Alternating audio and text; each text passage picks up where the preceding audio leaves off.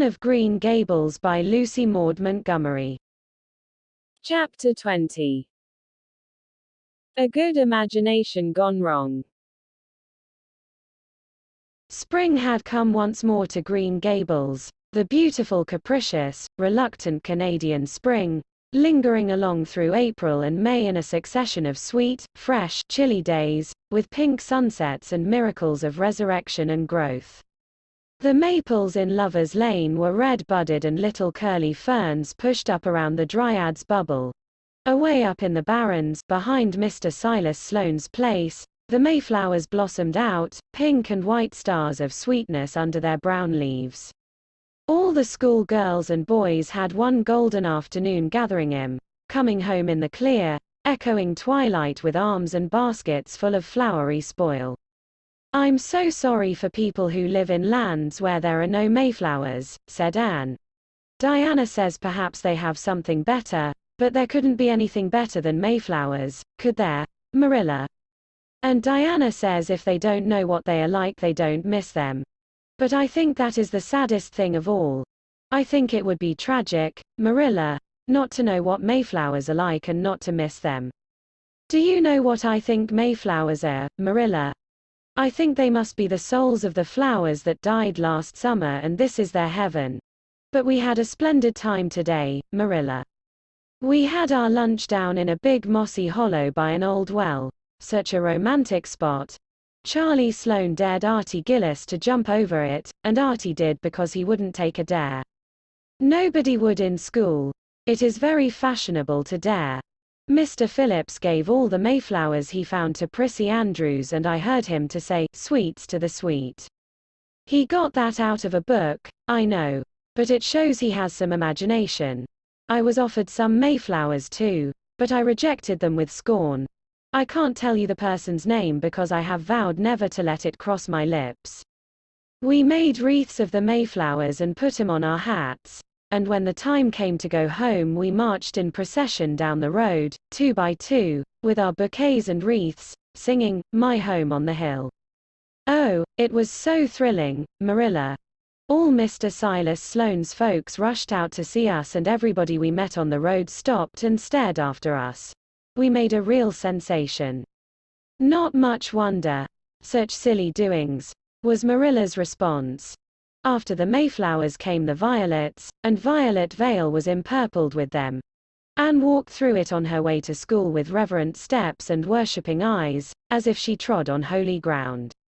"Somehow," she told Diana, "when I'm going through here I don't really care whether anybody gets ahead of me in class or not. But when I'm up in school it's all different and I care as much as ever. There's such a lot of different Annes in me. I sometimes think that is why I'm such a troublesome person. If I was just the one Anne it would be ever so much more comfortable, but then it wouldn't be half so interesting." One June evening, when the orchards were pink blossomed again, when the frogs were singing silverly sweet in the marshes about the head of the lake of shining waters, and the air was full of the savor of clover fields and balsamic fir woods, Anne was sitting by her gable window. She had been studying her lessons, but it had grown too dark to see the book, so she had fallen into wide-eyed reverie, looking out past the boughs of the Snow Queen, once more bestarred with its tufts of blossom. In all essential respects the little gable chamber was unchanged. The walls were as white, the pincushion as hard, the chairs as stiffly and yellowly upright as ever. Yet the whole character of the room was altered. It was full of a new vital, pulsing personality that seemed to pervade it and to be quite independent of schoolgirl books and dresses and ribbons, and even of the cracked blue jug full of apple blossoms on the table. It was as if all the dreams, sleeping and waking, of its vivid occupant had taken a visible although unmaterial form and had tapestried the bare room with splendid filmy tissues of rainbow and moonshine. Presently Marilla came briskly in with some of Anne's freshly ironed school aprons. She hung them over a chair and sat down with a short sigh. She had had one of her headaches that afternoon, and although the pain had gone she felt weak and tuckered out, as she expressed it. Anne looked at her with eyes limpid with sympathy. "I do truly wish I could have had the headache in your place, Marilla. I would have endured it joyfully for your sake. I guess you did your part in attending to the work and letting me rest, said Marilla. You seem to have got on fairly well and made fewer mistakes than usual. Of course, it wasn't exactly necessary to starch Matthew's handkerchiefs, and most people, when they put a pie in the oven to warm up for dinner, take it out and eat it when it gets hot instead of leaving it to be burned to a crisp. But that doesn't seem to be your way, evidently. Headaches always left Marilla somewhat sarcastic.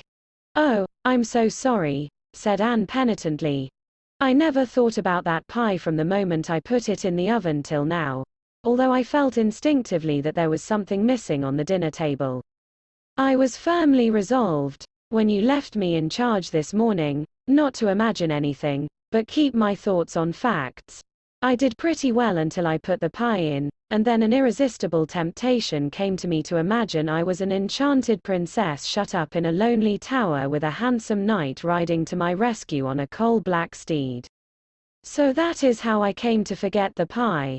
I didn't know I starched the handkerchiefs. All the time I was ironing, I was trying to think of a name for a new island Diana and I have discovered up the brook. It's the most ravishing spot, Marilla. There are 2 maple trees on it and the brook flows right around it. At last it struck me that it would be splendid to call it Victoria Island because we found it on the Queen's birthday. Both Diana and I are very loyal. But I'm sorry about that pie and the handkerchiefs. I wanted to be extra good today because it's an anniversary. Do you remember what happened this day last year, Marilla? No, I can't think of anything special. Oh, Marilla, it was the day I came to Green Gables. I shall never forget it. It was the turning point in my life. Of course it wouldn't seem so important to you. I've been here for a year and I've been so happy. Of course, I've had my troubles, but one can live down troubles. Are you sorry you kept me, Marilla? No, I can't say I'm sorry, said Marilla, who sometimes wondered how she could have lived before Anne came to Green Gables. No, not exactly sorry.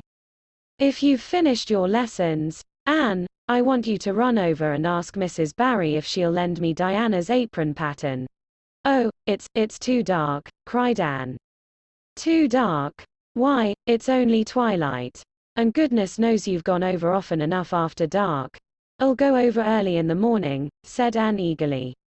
I'll get up at sunrise and go over, Marilla. What has got into your head now, Anne Shirley? I want that pattern to cut out your new apron this evening. Go at once and be smart too. I'll have to go around by the road, then, said Anne, taking up her hat reluctantly. Go by the road and waste half an hour. I'd like to catch you. I can't go through the haunted wood, Marilla, cried Anne desperately. Marilla stared. The haunted wood? Are you crazy? What under the canopy is the haunted wood? The spruce wood over the brook, said Anne in a whisper. Fiddlesticks. There is no such thing as a haunted wood anywhere. Who has been telling you such stuff? Nobody, confessed Anne. Diana and I just imagined the wood was haunted. All the places around here are so commonplace. We just got this up for our own amusement. We began it in April. A haunted wood is so very romantic, Marilla. We chose the spruce grove because it's so gloomy. Oh, we have imagined the most harrowing things. There's a white lady walks along the brook just about this time of the night and wrings her hands and utters wailing cries. She appears when there is to be a death in the family. And the ghost of a little murdered child haunts the corner up by Idlewild. It creeps up behind you and lays its cold fingers on your hand. Oh, Marilla, it gives me a shudder to think of it. And there's a headless man stalks up and down the path and skeletons glower at you between the boughs. Oh, Marilla, I wouldn't go through the haunted wood after dark now for anything. I'd be sure that white things would reach out from behind the trees and grab me. Did ever anyone hear the like? Ejaculated Marilla, who had listened in dumb amazement. Anne Shirley, do you mean to tell me you believe all that wicked nonsense of your own imagination? Not believe exactly, faltered Anne. At least, I don't believe it in daylight. But after dark, Marilla, it's different. That is when ghosts walk. There are no such things as ghosts, Anne. Oh, but there are, Marilla, cried Anne eagerly. I know people who have seen them. And they are respectable people. Charlie Sloane says that his grandmother saw his grandfather driving home the cows one night after he'd been buried for a year. You know, Charlie Sloane's grandmother wouldn't tell a story for anything. She's a very religious woman. And Mrs. Thomas's father was pursued home one night by a lamb of fire with its head cut off hanging by a strip of skin. He said he knew it was the spirit of his brother and that it was a warning he would die within 9 days. He didn't, but he died 2 years after, so you see it was really true. And Ruby Gillis says, Anne. Shirley, interrupted Marilla firmly, I never want to hear you talking in this fashion again. I've had my doubts about that imagination of yours right along, and if this is going to be the outcome of it, I won't countenance any such doings. You'll go right over to Barry's, and you'll go through that spruce grove, just for a lesson and a warning to you. And never let me hear a word out of your head about haunted woods again. Anne might plead and cry as she liked, and did, for her terror was very real. Her imagination had run away with her and she held the spruce grove in mortal dread after nightfall. But Marilla was inexorable. She marched the shrinking ghostseer down to the spring and ordered her to proceed straightaway over the bridge and into the dusky retreats of wailing ladies and headless specters beyond. Oh, Marilla, how can you be so cruel? Sobbed Anne. What would you feel like if a white thing did snatch me up and carry me off? I'll risk it, said Marilla unfeelingly. You know I always mean what I say. I'll cure you of imagining ghosts into places. March, now. Anne marched. That is, she stumbled over the bridge and went shuddering up the horrible dim path beyond. Anne never forgot that walk. Bitterly did she repent the license she had given to her imagination. The goblins of her fancy lurked in every shadow about her, reaching out their cold, fleshless hands to grasp the terrified small girl who had called them into being. A white strip of birch bark blowing up from the hollow over the brown floor of the grove made her heart stand still. The long-drawn wail of 2 old boughs rubbing against each other brought out the perspiration in beads on her forehead. The swoop of bats in the darkness over her was as the wings of unearthly creatures. When she reached Mr. William Bell's field she fled across it as if pursued by an army of white things, and arrived at the Barry kitchen door so out of breath that she could hardly gasp out her request for the apron pattern. Diana was away so that she had no excuse to linger. The dreadful return journey had to be faced. Anne went back over it with shut eyes, preferring to take the risk of dashing her brains out among the boughs to that of seeing a white thing. When she finally stumbled over the log bridge she drew one long shivering breath of relief. Well, so nothing caught you? Said Marilla unsympathetically.